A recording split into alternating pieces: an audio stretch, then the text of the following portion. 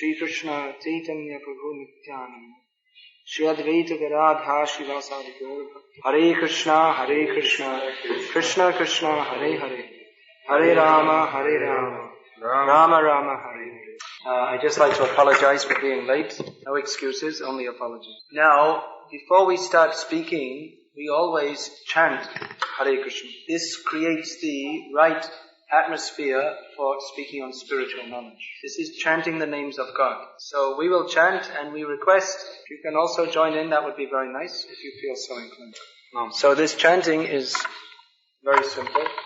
Hare Krishna, Krishna Krishna, Hare Hare, Hare Rama, Rama Rama, Hare Hare. This is called the Maha Mantra.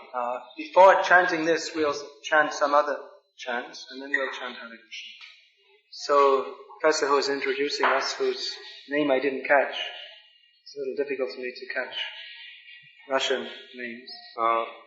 He is not professor, he's academician. No.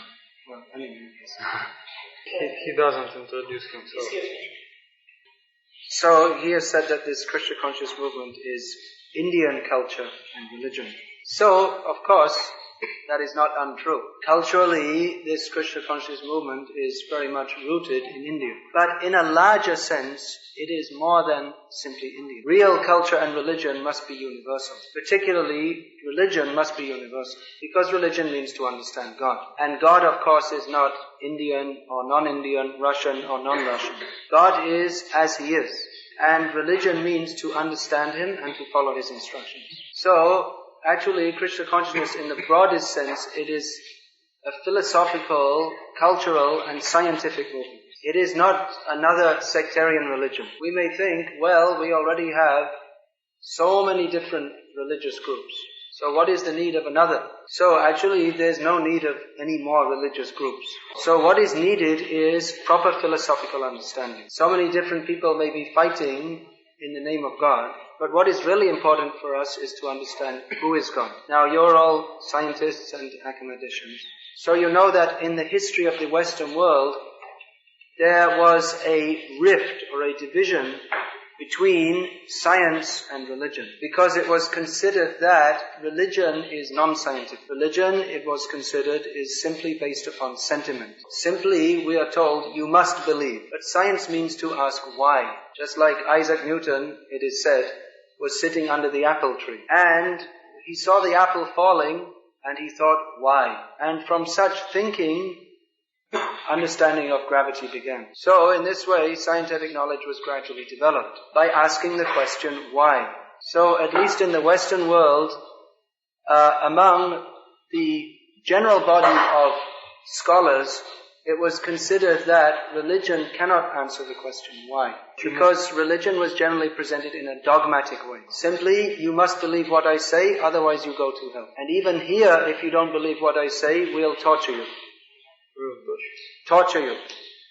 Torture means they put your body on a rack and there are so many different tortures. Even in this life, we'll make it hell for you if you don't believe what I say. So gradually in the Western world, the humanistic, empiricistic worldview became predominant. That life has simply come into being as a combination of chemicals, and that there is no particular meaning to life. With death, everything is finished. In religious terms, this is called atheism. However, atheism does not satisfy the soul. We may say that man is simply a combination of chemicals. But this does not explain why man has a spiritual craving, spiritual desires. We see that animals, they are satisfied if they get food, shelter and sex. And human beings of not very developed intelligence, they're also satisfied if they get food, shelter and sex. But those who are more intellectually developed or spiritually developed, they feel within their heart the need to know more. Freud based his psychological theories on Darwin's theory. He gave his theory why people believed in God. His theory was that in ancient times, pre-civilized man used to live in groups, and in each group there would be one predominant male who would dominate others by his strength. So he would also dominate all the women and everything. So all the other men, they respected him and envied him. Respected him and feared him. They respected him and feared him. So Freud's theory is that deep in our subconsciousness, because primitive man respected and feared a strong leader, therefore man feels the need to respect and fear God, an unknown person called God. So this is an absurd oversimplification of man's spiritual desires. This is an absurd, means ridiculous, oversimplification of man's deeply felt spiritual needs. Freud, of course, he only had experience of the Western world, where God is feared. If you don't believe in God, you go to hell forever. But, at least in our Vedic culture, we are taught to love God as a child loves the father, a friend loves the friend, or a lover loves a lover. So, a child loves the father. Of course, there will be some element of respect and fear there also. But the main emotion is one of love and affection. Now, it is very interesting to note, actually I first came to Russia in 1986, and I didn't come again till last year, so I didn't learn any Russian. So when I came in 1986, I didn't come dressed like this. It was a little bit difficult situation at that time. So, when we went to Leningrad, they showed us the Museum of Atheism. And we were told that in the Russian school, in the Soviet schools, at every level of education, they must learn about atheism. So, atheism was being regularly taught, and had been done so for several generations. Atheistic philosophy. Now, if atheism is actually a rational fact, and if belief in God is simply a sentiment, then we would have thought that after several generations, the people of the USSR would be confirmed atheists. We might think that a few simple people might still believe in God. But it would be expected that the intellectual, educated people, they would naturally not believe in God, having been educated in the proper way. However, this was not the fact. In 1971, when Srila Prabhupada, our guru, came to Russia, he predicted that the Russians will become first-class theists. The government was training them how to become first-class atheists. But Prabhupada predicted they would become first-class theists. And I personally saw, when I first came to Russia in 1986, that many very intelligent people were taking up this movement. Just like the devotee who was translating for us, I asked him, well, what are you doing? So he said, I'm a student. What are you studying? Electronic systems for nuclear missiles. Missiles means they go and land on the Americans and blow all the Americans to pieces. That's the idea. So, of course, very intelligent person. We heard that when Indira Gandhi came to Russia and met Leonid Brezhnev, there was some report in the newspaper in India that Mr. Leonid, God bless his soul, had said something to Indira Gandhi, that there are two main dangers to our Soviet youth. One is rock and roll music, and the other is Hare Krishna. So this is very interesting, because the people, if they're educated in atheism in a so-called rational way, then why should they be interested in theistic philosophy? You might think that a few foolish people or a few crazy people, they might be interested. But we see that many, many intelligent people are taking this up. So if we examine psychologically, as Mr. Freud is supposed to do, then we could conclude that there is an innate desire to understand God within the heart of people. To understand God? Yes. That is in the heart of all people. That feeling that we want to understand God, that in itself suggests that there must be God. Just like we have so many natural feelings. We have a natural feeling that we want to drink water because there is such a thing as water which is valuable for us to take. We have a natural feeling that we want to eat food because there is such a thing as food which satisfies our hunger. So that all over the world, people from all different cultures, they feel a need to understand God, suggests that there is a person, an entity, God, to fulfill that need. And that feeling for God cannot be crushed by any amount of atheistic propaganda. However, especially in the Western world, because there was this division between science and religion. Therefore, people who wanted to develop their religious tendencies, they became very confused. Because in terms of philosophy, atheistic or materialistic science seemed to be predominant. Science seems to have all the answers.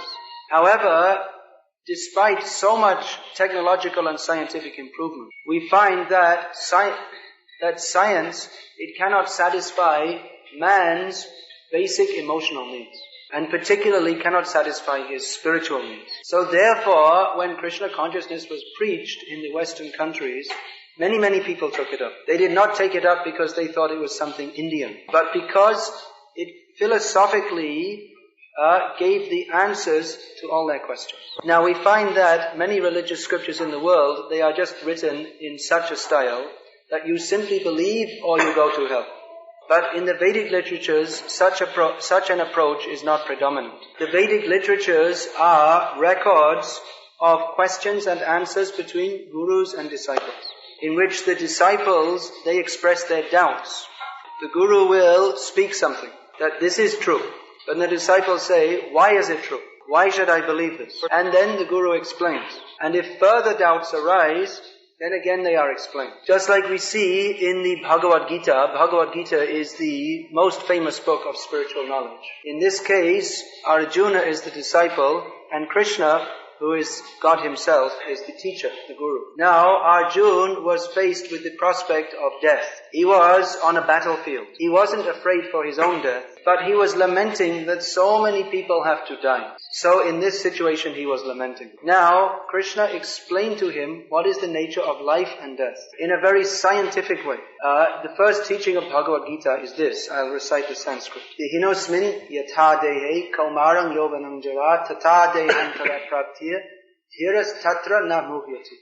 It means that there is the body and there is the owner of the body, which means the soul. Now, the body is always changing, from childhood to boyhood, to youth, to middle age, to old age. The body is always changing, and the final change of the body is called death. But when the body dies, the soul continues to exist, because the soul or the person is always separate from the body. Now, according to medical science or even common sense, the composition of the body is always changing. Always within the body, different transformations are going on. We are always breathing in and out. Our food is being digested. In this way, the body is always changing. And practically, if you chemically analyze the body of someone at age 1 and at age 20, you'll find that all the chemicals have changed. A completely different set of chemicals is there. Now, if we accept that the person is only the body, then the person at 1 year old is a different person to the person at 20 years old. But in our practical life, we don't see this is true. Just like here we have Edward and Edward's mother. So, she is seeing, this is my son. Now, if you say, no, he's not your son, because when he was born and now all the chemicals have changed, I don't think Edward's mother would accept that. She says, no, he's my son. But exactly, what is your son? Is it the chemicals? No, because all the chemicals have changed. Well, you could say that it's the mind. But the mind, that is also changing all the time. The mind is changing at every second. Sometimes you see someone who's just sitting very peacefully, then all of a sudden he becomes very angry. And particularly the whole way of thinking changes in course of time. The mind of a 3-year-old and the mind of a 30-year-old means there's a lot of change. We expect that a 30-year-old, his mind must be different to that of a 3-year-old. If a 3-year-old starts crying for no reason and passes stool on the floor, nobody minds. But if a 30-year-old does that, they'll take him to the psychiatric hospital. So the body, chemicals are changing always, and the mind is also changing. So what stays the same? We say the person, that means the soul within the body. And another example is that when someone dies, we say, oh, he has gone away. In every language, in every culture of the world, when someone dies, they say he has gone away. So someone may be crying, oh, my father has gone away. Now you may say, no, he's lying there. The same body. But now you say he has gone away. So what has gone away? The body is still there. Actually, everyone can understand that the soul has gone away. So this Krishna is teaching in Bhagavad Gita, very scientifically and philosophically, that the body is always changing, but the person stays the same. So even after the demise of the body, the person continues to exist. Now you may say, well, that doesn't sound very scientific to me. Scientific means you should be able to see it. But in science also, there are many things that we cannot see, which are accepted on circumstantial evidence. Especially when we talk about more subtle energies. Just like radio waves, no one ever saw them. But by their effect, we can understand they exist. Or subatomic particles, no one ever saw them. But by mathematical calculations and by seeing the effect in an experiment, we can understand they exist. So similarly, by extrapolation, we can understand scientifically, logically, the existence of the soul. Extrapolation, I don't know how to say it in Russian, that's your job. Investigation? No, it means by seeing one thing, you can understand something else. И таким Hanuman образом, in Sanskrit. So this is one way to understand. Of course, in Vedic empiricism, this is not considered the best way to understand. Because we can always make mistakes. And we see that in science, there are many mistakes made. They make one theory, then they change it to another theory, and another theory, and another theory. So ultimately, in Vedic empiricism, hearing from authorities is considered the best way to receive knowledge. But because we feel the need to be intellectually satisfied. Therefore, the Vedic literatures present us knowledge in a manner which also appeals to our rational sense. So in the modern age, people are very much in need of a clue how we can get peace in human society. Despite so much scientific, technological and intellectual advancement, human society is not very happy. There is so much fighting. Different people fighting each other, hot wars, cold wars, fighting even in the home, father and son. So human society in terms of actual civilization seems to be going backwards rather than forwards. We think that if we build bigger buildings and bigger space rockets, we become more advanced. But if we can't even live together peacefully as human beings, then what is the meaning of our advancement? Sometimes we see the dog's wedding, in which all the dogs come together and fight and make noises at each other. And they fight by barking and with their teeth and with their claws. So, in human society, we are also fighting with space rockets and tanks and ballistic missiles and Star Wars. They're putting big radars into space. Just like we understand that the Americans, they have some satellite out in space that if there is a 10 ruble coin lying on the street in Moscow, they can read what is written on it. Uncle Sam is watching you. You know who Uncle Sam is? Sam. Okay. So much intelligence. America has attracted so many intelligent people from all over the world, using so much intelligence, spending billions of dollars. Intercontinental, ballistic, nuclear, dog's wedding. It's the same thing. So where is the advancement? Simply advancement on the level of dogs. So there's very much need of proper philosophical understanding. The good brains of the world, instead of being used how to blow other people's brains to pieces, they should use their good brains to see what is the real purpose of life. This same question, why? We are asking why the apple fell from the tree. Why radio waves are going through. How to use the radio waves. But the real question, why? What is the purpose of life? Why are we here? Why are we suffering? Why do we have to die when we don't want to die? Why do we grow old when we don't want to grow old? These questions should be asked. And actually the Vedic culture, the Vedic literatures, they give scientific, succinct answers to all these questions. And therefore it is being accepted in intellectual circles throughout the world. It is a little difficult for many people to understand, because we are talking about very subtle subject matters. Just like how many people can understand nuclear physics? Because we're dealing with very fine particles. The finest particle of all is the soul. To understand intellectually is very difficult. There is another way to understand also, which is simply by devotion to God. If we know who God is and dedicate ourselves to love with love to Him, then the very highest knowledge of spiritual understanding is revealed to us within our heart. So anyway, I would like to request you as intellectuals and as human beings, because after all, being a human being is more important than being an intellectual. By the grace of God, you have got developed intelligence. I would request you to study this Vedic culture and philosophy. And whichever academic whichever academic profession that you are following, you'll find there are many interesting things for you. Just like in Russia we find there is much interest in life on other planets, parapsychology and all those things. Now you'll be very interested to know that in the Vedic literatures there are descriptions of different planets and life on the different planets. Or even if you don't believe in all these things, even if you are a very hard-headed astronomer, you will find in Vedic astronomy so much knowledge of the different planets. This knowledge of the different planets was known to the ancient Vedic sages. Just like due to astronomical observation, scientists, they can predict accurately at what time the sun will arise in any place in the world on any day.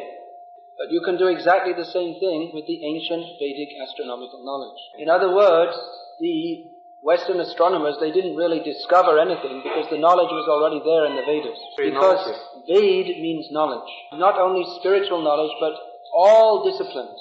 And you may be very interested to know, especially anthropologists, that according to the Vedic literature, previously the Vedic culture was spread all over the world. Just like we find in this republic that many people, they still follow a pre-Christian religious system. And previously, that similar kind of religion was followed all over Europe. We find in Scandinavia, they worshipped what they call the Nordic gods. And those people, the Vikings, they were very warlike people. Warlike, fighters. Vikings. So we understand this word Scandinavia has come from the Vedic god of war whose name is Skanda. There are so many, just like the ancient Celts in Britain, Ireland, northern France. They had a culture and religion which is extremely similar to the Vedic culture. All over the world, the Egyptians, the Greeks, the Incas in South America, and in North America, the Red Indians, they actually had a developed culture in which they respected all forms of life. But what happened was there was a very strong propaganda that the only culture should be the Christian culture.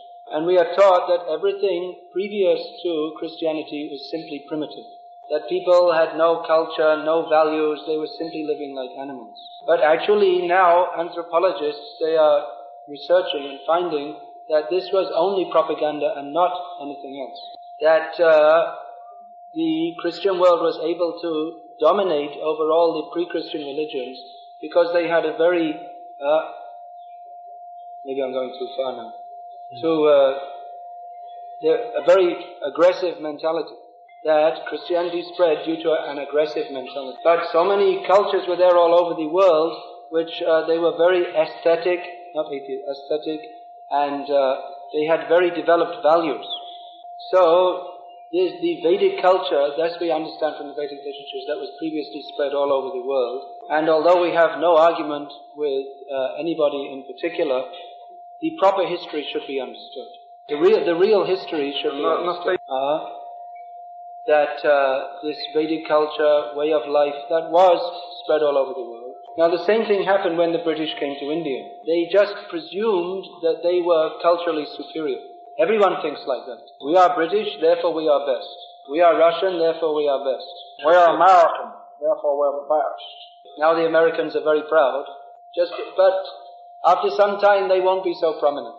One time the Egyptians were prominent, one time the Greeks were prominent, one time the Babylonians were prominent, one time the British were prominent. Now the Americans are prominent, after some time they'll be finished. So anyway, when the British came to India, they presumed that everything here is wrong because it's not like Britain.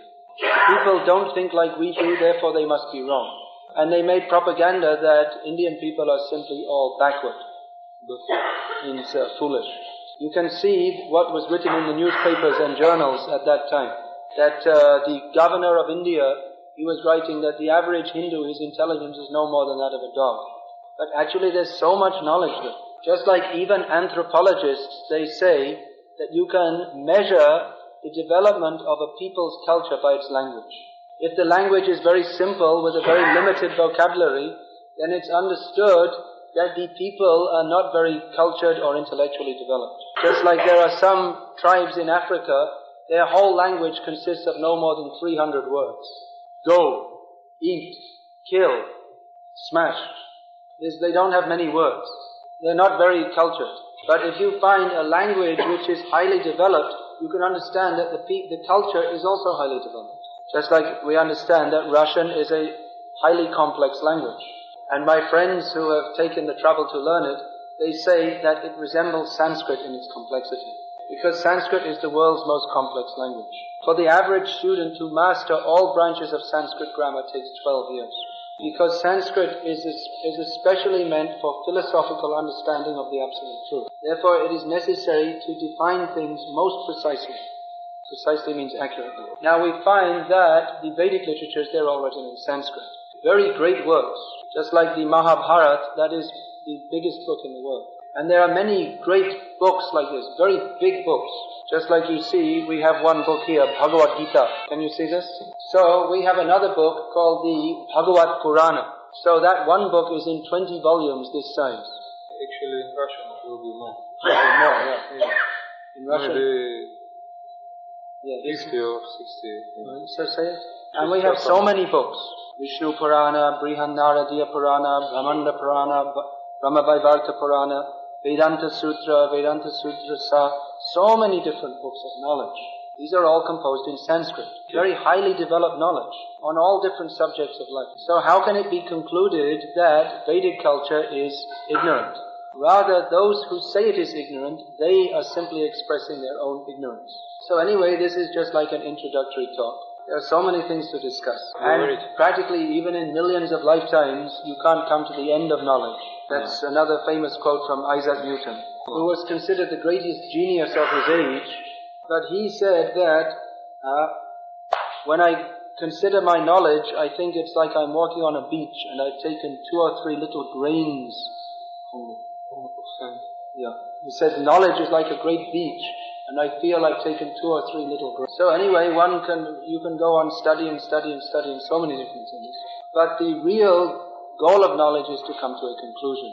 And the conclusion of Vedic knowledge is, as stated in Bhagavad Gita, Vedaischa sarvaraham eva vedyaha. In all the Vedas, the object of knowledge is Krishna. Krishna is the Supreme Absolute Truth, the Supreme Person, who is known as God in English, or Bhoga in Russian, or so many different languages.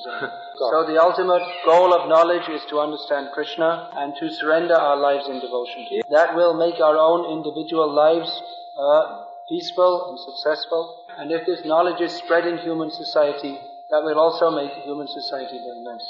So I'm going to end this lecture here, and if there are any questions or comments, I'd like to take them. Yes? What do you preach? What are we preaching? Well, I just gave an idea of it for the last hour or so. I can summarize it again, that human life is not meant for simply living as animals, simply eating, sleeping and having sex, but human life should be for understanding God.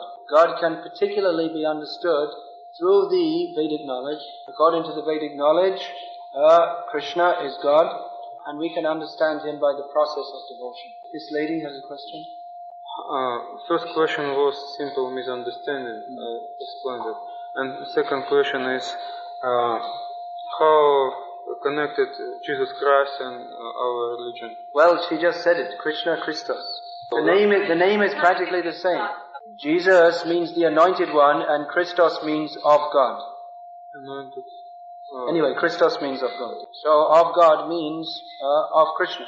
Jesus said to worship the Father who art in heaven, and that Father is Krishna. So, Christianity and Christianity, there is no difference. I heard that somewhere in Russia it was supposed to open Sanskrit school.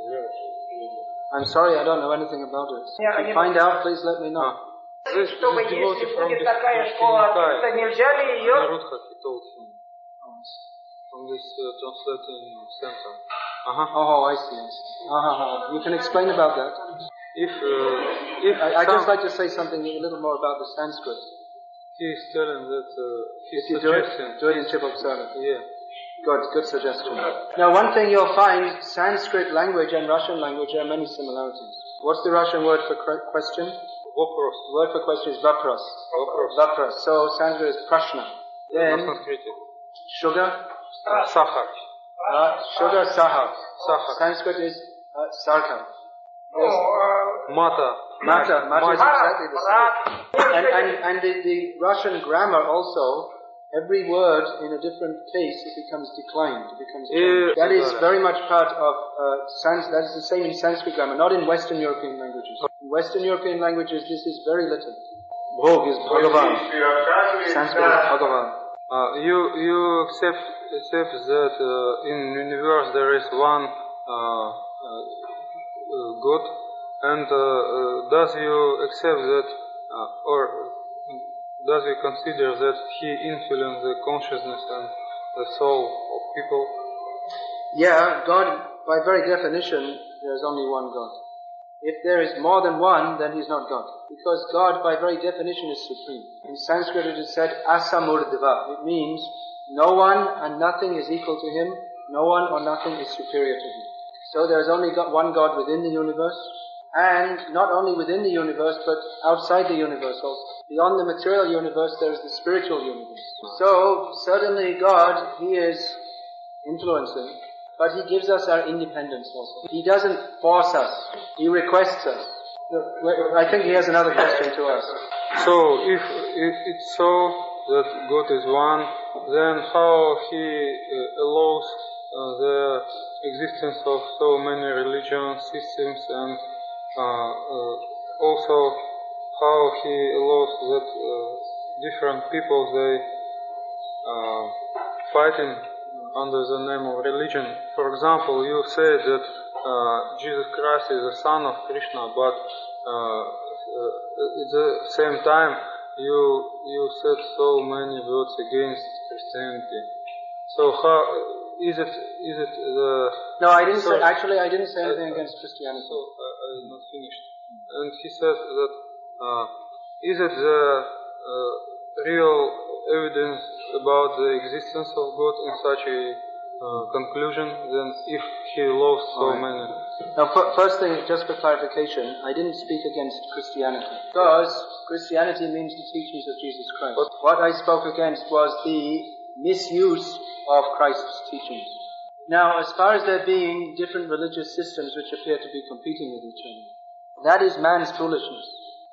God is one, and He has sent His representatives to teach knowledge of God in different circumstances. And many great messengers of God have come to teach in different places and different times. But because we have this mentality, just like I was describing, someone who's British thinks I am British and British are best. Or someone is thinking I am Chinese and Chinese are best. So in the same way, people may think this is my religion and my religion is best, without going very deeply into the subject matter or trying to understand it. God is one and religion cannot be two. God doesn't want to see are we Muslim, Christian, Hindu or whatever. He wants to see how much we love Him, not simply how much externally we're following different formulas. All great spiritual teachers teach us to love God. That is what Jesus Christ was teaching. For instance, He did, after Jesus Christ, so much organization came. And later, different parts of the organization, they broke up and they fought with each other. But this is not what Christ taught. Christ taught to tolerate. He said, if someone slaps you on the cheek, show the other cheek. So, religion is given by God through His representatives. But man has the tendency to grossly misuse it. Therefore, from time to time, God sends more representatives, so that we can understand the essence of religion very clearly. But it is the nature of man, in his contaminated state, to accept that which is false or artificial rather than the essence. It is the nature of man to accept the external and not the essence. Just like when Jesus Christ was preaching in Palestine, He was considered a heretic. Heretic means like kafir. Something like that. He was considered, in English they say heathen, heretic. He was considered a very dangerous person. It was considered that he was teaching against the standard religion of the time. And in many ways Jesus was. Because the people who were supposed to be representing God were misrepresenting. So Jesus Christ stood against that. And they had Him, as a result of this, they wanted to crucify Him. So God, He does send His representatives to teach us the truth. But He doesn't force us. He gives us the choice to use our intelligence to try to understand. So it's up to us to try to understand properly. If God forced us, there would be no meaning to preaching at all. We would simply be just like robots. But God doesn't want us to be robots. God wants us to love Him. Love means that we voluntarily surrender. Do these ladies have any questions?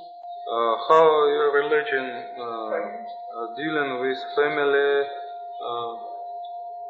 relations, and does it allows to live together different opposite sex? And second question about our clothes. What does it mean? Now, when you say your religion, that means the same thing that our esteemed rector or principal was saying. It's not my religion. It's not something that I have dreamed up. I didn't sit in my house for a few years and make up a whole set of things, and now I'm speaking it. Religion must come from God. If it doesn't come from God, then it's not religion. Now, different religious cultures, in different places, religious cultures have developed differently. And there are different rules for family life. Just like in Islam or Hinduism, polygamy is allowed. In Christianity, it is not. So these are different social rules. They do not constitute the essence of religion. The essence of religion is to love God. Whether you have one wife or 10 wives or no wives, the essence is to love God. Now, in traditional Vedic culture, there are 4 orders of life. The first is called brahmachari. That means student life. From the age of 5 till about 25, the child leaves home. His parents take him to a teacher. It's like a boarding school. Do you know what that is? Where the children live away from their parents? In Russian it's called internat. So the idea is that in the beginning of life, children, they should be educated very well and disciplined also. And they should learn a detachment from family life. Because after all, whether we like it or not, we have to become detached from our family. At the time of death, all the family members are separated. So at the age of 20 to 25, the brahmachari, he may enter the grihastha ashram. That means he may go home and get married. I mean, she asked the question, is she going to listen to the reply or not? So, at the age of 20 to 25, another point I made is that as long as he's in brahmachari life, he is strictly celibate. Sex life is only allowed within marriage. So people in the modern age, they don't usually agree with this. But actually it's a fact that if sex is restricted to within marriage also, unless it's restricted within marriage only, then there cannot be peace or stability in human society. So then, he may go home and get married and help to look after his parents in their old age and live a very responsible life as a family. Responsibility and duty are emphasized in all areas of Vedic life. Not simply that you get married, you have 2 or 3 children, and then you say, I don't like this anymore. Therefore, divorce. And let the wife and children go to hell. So that is not encouraged in Vedic. It's not allowed in Vedic. So after household life, when someone becomes older, when his children are grown up, then he may enter the vanaprastha stage. That means he continues to live with his family, but he turns over the family affairs to the older children and starts to develop a mood of wisdom and detachment. And at the end of life is the final stage, sannyas, which means complete detachment from family life to fully concentrate on God. Now, of course, in the modern society,